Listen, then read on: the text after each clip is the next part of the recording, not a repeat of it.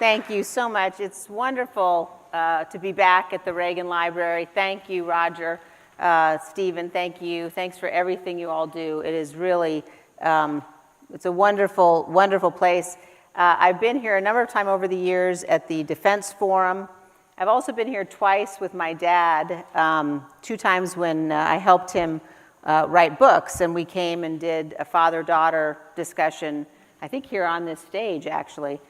I'm going to tell a story on Roger, though. We were just walking in down the hallway, and there are wonderful pictures on the wall that you've all seen of all the speakers. And Roger said to me, "Oh, look, over here." And I looked, and it was a great picture of my dad on this stage that I'd been cut out of. So it's okay. He deserves a spotlight. So. But it's really special to be here, and always wonderful to be here and to be able to honor President Reagan. And tonight, in particular, I want to talk about freedom. And I want to talk about what freedom means and the cost of our freedom. I've had the opportunity over the course of my career to spend time working in places that are not characterized by democracy, that are not characterized by free government. And I've had the opportunity to spend time with people who had to sacrifice an incredible amount for their vote. I spent time as an election observer in the early 90s in northern Kenya. And one of the places that we went to observe elections then was a schoolhouse. And we went to the schoolhouse. It was an international observation team. And the people had lined up to vote. And then government troops, soldiers came and chased them away. And our team, which was made up of Democrats and Republicans from the United States, we sort of said to ourselves, well, there will not be anything here for us to observe. There won't be anything here for us to monitor because the people have been chased away. And so we were deciding what to do, and about an hour later, they started coming back. And they were walking through the hot sun, understanding that soldiers were there trying to prevent them from voting, but they were so dedicated and so committed to it that they came back. And I've never forgot that example. I also had the opportunity to work in Russia. And in 1992, I went to Nizhny Novgorod, which was Gorky during the Soviet Union. And there was a young mayor in Nizhny Novgorod. And he wanted his town, his country, to be free. And he decided that he was going to privatize the businesses in his town, and we were helping him. And I'll never forget sitting across the table from him, listening to him talk about freedom and listening to him talk about what it meant to be able to lead his people to achieve their freedom. This man's name was Boris Nemtsov, and he was subsequently murdered by thugs at the instruction of Vladimir Putin, murdered because he was a threat to Putin, because he stood for freedom. I worked in Warsaw in 1990, and I will never forget, there was a young woman who, I was working in the embassy, she was a young Polish woman who was also working in our embassy there. And I remember talking to her, and I remember she said to me, "I'm so afraid that people will forget. I'm so afraid that people will forget what it was like to live under Soviet domination." And at the time, I remember thinking, nobody could forget that. How could you forget? But people do. And they forget the price of freedom. I also had the opportunity to talk with Natan Sharansky, who was in the Soviet Gulag for a number of years. And I remember Natan saying to me a story that he's told many people, which is that when he was in the Gulag, he and his fellow prisoners passed messages to each other about Ronald Reagan and about the message of Ronald Reagan and Ronald Reagan telling them that the United States stood with them, that we stood with those prisoners, that we stood for people who were prisoners of conscience, who were fighting for their freedom, and how much it meant to them. A few years ago, I met a young man, he's my age, so I think he's a young man. I met a man who escaped from Cuba when he was 14. And he got on a boat by himself, came to the United States. And I asked him, I said, how did you know? You're 14 years old, this was before the internet. I said, how did you know that you should risk everything to come to America? What gave you that confidence? And without missing a beat, he said, the speeches of Ronald Reagan. And I asked him how he had heard the speeches of Ronald Reagan. And he said that he and his family had a radio. And at night, they would listen to the radio with a blanket over their heads so the neighbors couldn't hear. But they were able to get Radio Marti, and they heard Ronald Reagan speaking of freedom. I had an amazing experience here at the Reagan Library a few years ago. I was meeting with the defense minister from one of the Baltic countries. And we were talking, and I told him that story. And he looked at me and he said, I had the same thing happen to me. That's my life. And I said, what do you mean? And he said, when I was a young boy, growing up behind the Iron Curtain, we could watch Finnish television at night, and we could hear Ronald Reagan. And he said his parents told him that Ronald Reagan was a great man, and America is a great country. I had the chance to see the power of faith and freedom. When I was in Kenya in the mid-'80s, Pope John Paul II visited.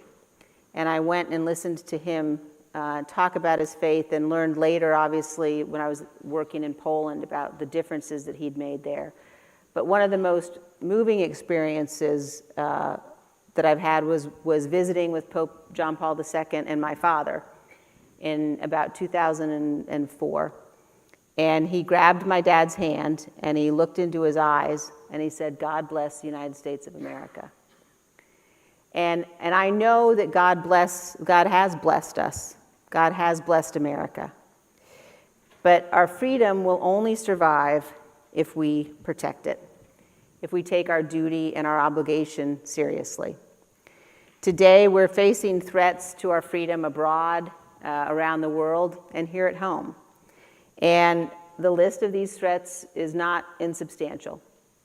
From Russia to China to Iran to North Korea, American adversaries are certainly on the march. We had some good news within just the last 48 hours or so that Sweden and Finland will become members of NATO.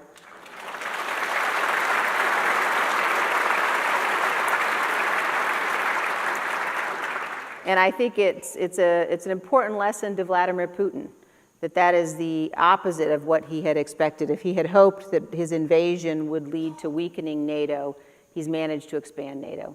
And I think that's an important message. Here at home, we have significant challenges as well. The Biden administration economic policies have contributed to the worst inflation in 40 years. We're watching the expansion of government regulation that kills jobs and economic growth. And the situation at our southern border is unsustainable. It's dangerous and it is reckless, and we must get control of our southern border. I'm a conservative Republican, and I believe deeply in the policies of limited government, of low taxes, of a strong national defense. I believe that the family is the center of our community and of our lives, and I believe those are the right policies for our nation. But I also know that at this moment, we are confronting a domestic threat that we have never faced before, and that is a former president who is attempting to unravel the foundations of our constitutional republic. And he is aided by Republican leaders and elected officials who've made themselves willing hostages to this dangerous and irrational man. Now, some in my party are embracing former President Trump. And even after all we've seen, they're enabling his lies.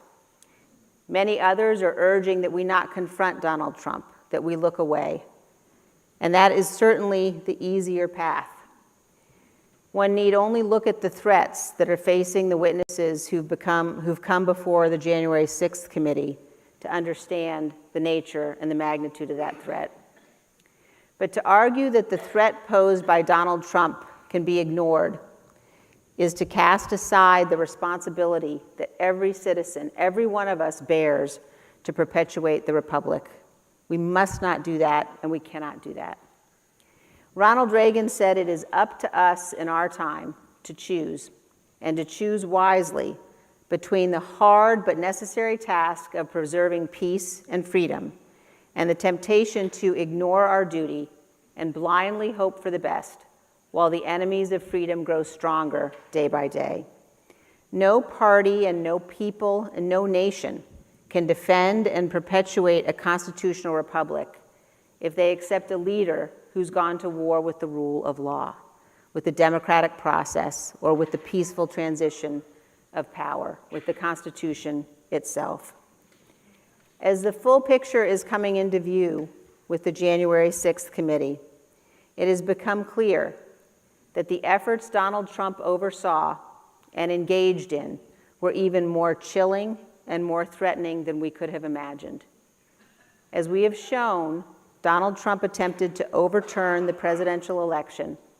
He attempted to stay in office and to prevent the peaceful transfer of presidential power. He summoned a mob to Washington. He knew they were armed on January 6th. He knew they were angry. And he directed the violent mob to march on the Capitol in order to delay or prevent completely the counting of electoral votes. He attempted to go there with them. And when the violence was underway, he refused to take action to tell the rioters to leave. Instead, he incited further violence by tweeting that the Vice President, Mike Pence, was a coward. He said, quote, "Mike deserves it." And he didn't want to do anything in response to the Hang Mike Pence chants. It's undeniable. It's also painful for Republicans to accept. And I think we all have to recognize and understand what it means to say those words and what it means that those things happened. But the reality that we face today as Republicans, as we think about the choice in front of us, we have to choose, because Republicans cannot both be loyal to Donald Trump and loyal to the Constitution. At this moment,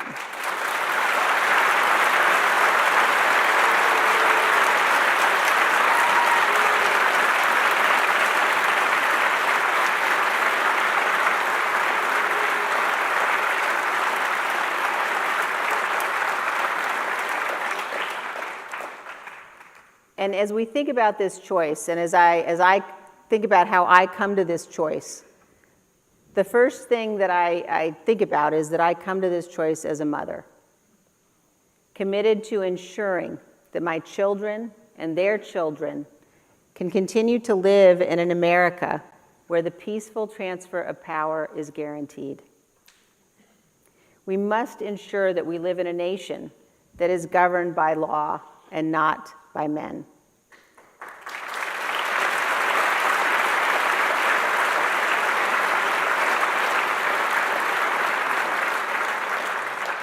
And I come to this choice as an American, as a citizen of the greatest nation God has ever created on the face of this earth. And I come to this choice as a person of faith, as someone who believes deeply that our rights come from God, not from the government, and always mindful that we must pray as though everything depends upon God, because it does, and we must work as though everything depends upon us, because it does.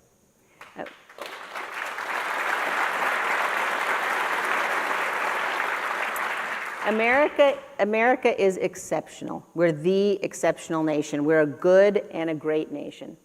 And our history teaches us that ordinary Americans in every generation have done extraordinary things. They have done heroic things. Our men and women in uniform have made the ultimate sacrifice to defend our freedom. And that task is now ours. In his inaugural address, President Kennedy said this. He said, "In the long history of the world, there have only been a few generations that have been granted the role of defending freedom in its hour of maximum danger. And today, that responsibility is ours. And what a magnificent responsibility that is, and what a blessing it is that that is our duty and our obligation. But my fellow Americans, we stand at the edge of an abyss, and we must pull back. We must pull back. One of my Democratic colleagues said to me recently that he looked forward to the day when he and I could disagree again.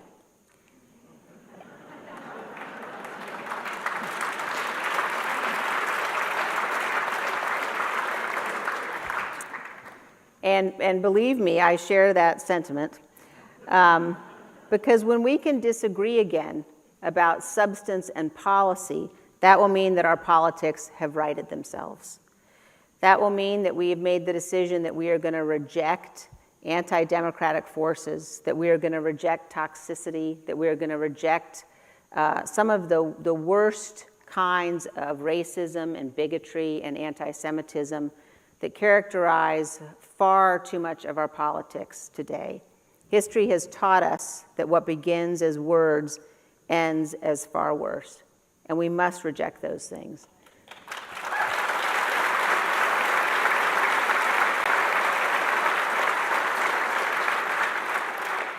So while I know that we will come to a day when we can begin again to disagree on substance and policy, I think it's important for us to take this moment to agree what that future should look like. I think it should be a future where our political leaders are serious, where our political leaders are worthy of our support, where they're prepared, where they're substantive, where they defend principle, where they abide by their oaths of office.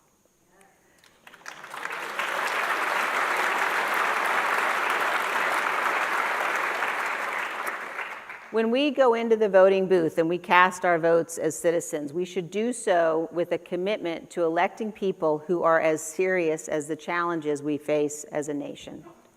We demand excellence. That's a good thing to clap for. That's a good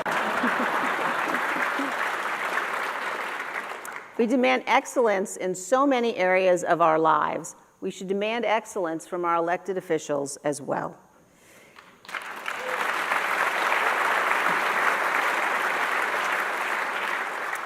When I was first elected to Congress, I made a real effort. I took the opportunity each time we had a vote to go onto the floor and to find a member I didn't know on either side of the aisle, and just to go sit next to that person and talk to them and learn about their life and learn about why they had come to Congress. And I will tell you without exception, even people I have fundamental disagreements with about every issue, everybody that I sat next to and talked to in that way had an amazing story. And they were in Congress for the right reasons. We might have disagreed, but they were there because they love their country and because they want to serve their constituents. And that's a valuable thing for us all to remember. Now, I am not saying that we should minimize our policy differences. They're big and they're real. I believe, for example, that the most important obligation of the federal government is to ensure the defense of our nation.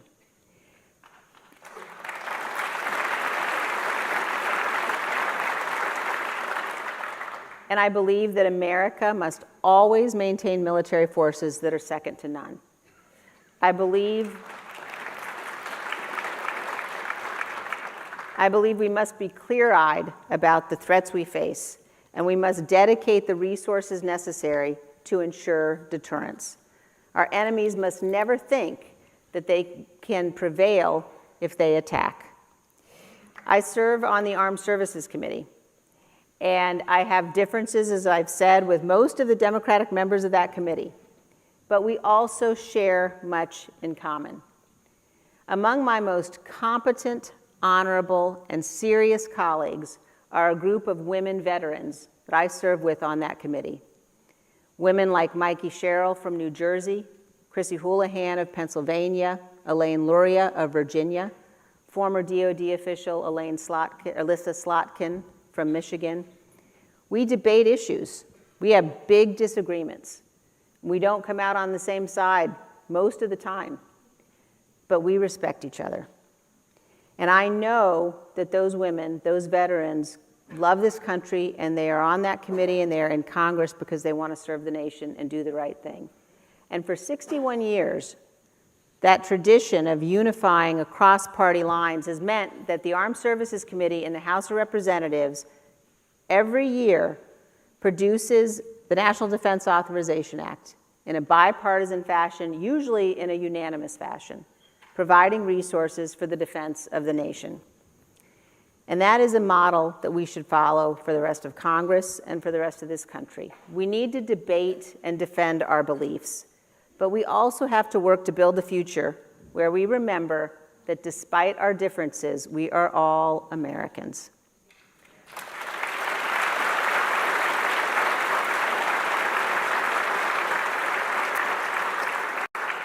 We need to build a future where we acknowledge that our political battles and our disagreements will be intense, but where we do our best not to descend into vitriolic partisan attack. Now, I say this as someone who is admittedly as guilty as anyone else. I have certainly, in my career, engaged in my share of ferocious partisan attacks. I've been on the receiving end of some ferocious partisan attacks, too. But this time, this moment in our history demands more. We cannot let ourselves be torn apart. That is what our enemies hope for, and that is what our enemies are working for. Our founders provided that every elected official would swear an oath. And it is not an oath to a party. It's not an oath to an individual. It is a solemn oath that we swear before God to support and defend the Constitution of the United States of America.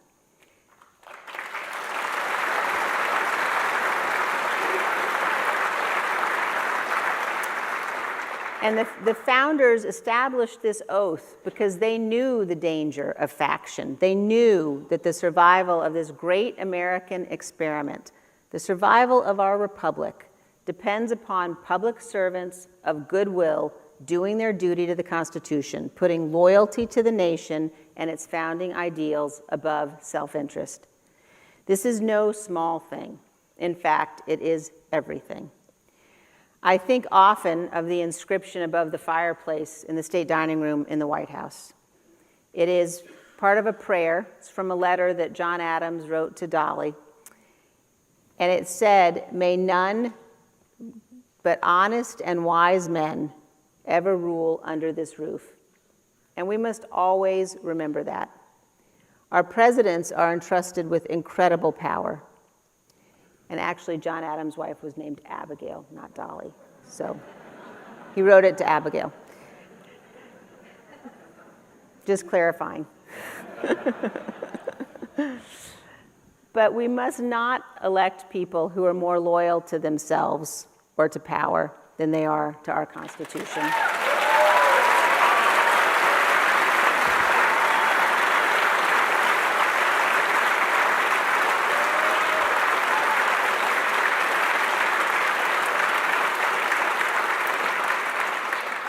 Despite all of the challenges we're facing, there is so much that gives me hope for this great nation.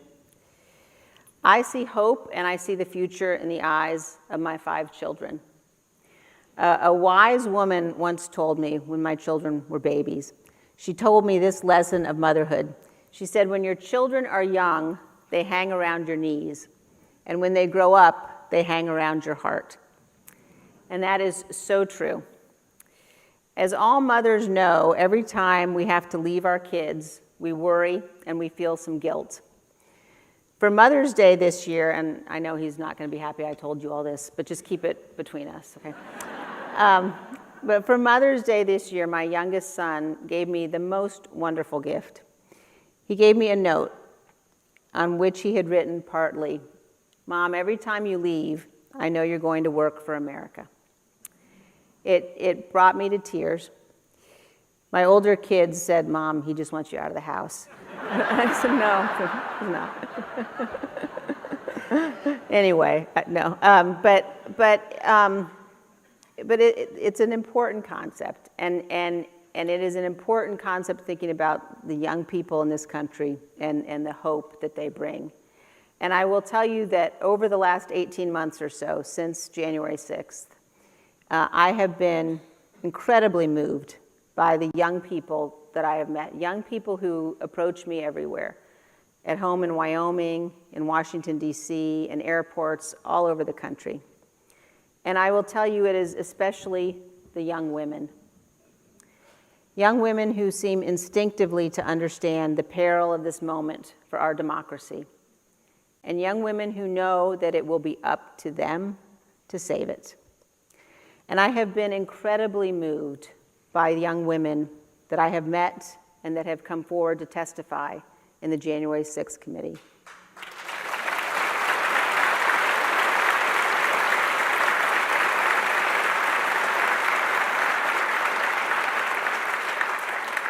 Some of these are young women who worked on the Trump campaign, some worked in the Trump White House, some who worked in offices on Capitol Hill, all who knew immediately that what happened that day must never happen again.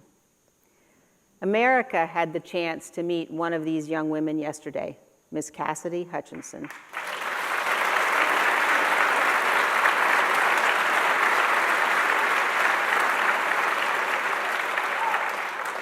Her superiors, men many years older, a number of them are hiding behind executive privilege, anonymity, and intimidation. But her bravery and her patriotism yesterday were awesome to behold.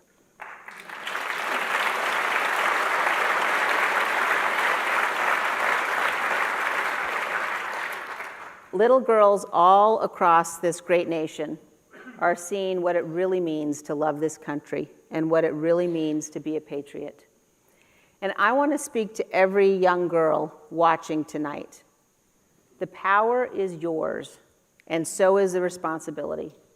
In our great nation, one individual can make all the difference, and each individual must try.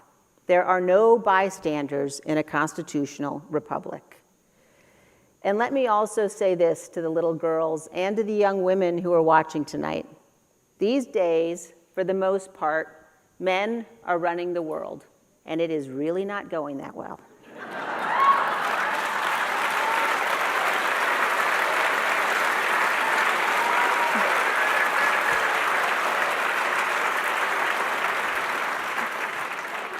So let us all, as we leave here tonight, let us resolve that we will embrace the grace and the compassion and the love of country that unites us.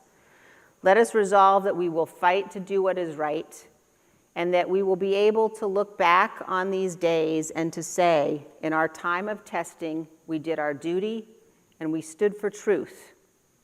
Ultimately, that is what our duty as Americans requires of us, that we love our country more, that we love her so much that we will stand above politics to defend her, and that we will do everything in our power to protect our Constitution and our freedom, paid for by the blood of so many. We must love our country so much that we will never yield in her defense. Thank you so much. God bless you. God bless America. Thank you. Thank you very much.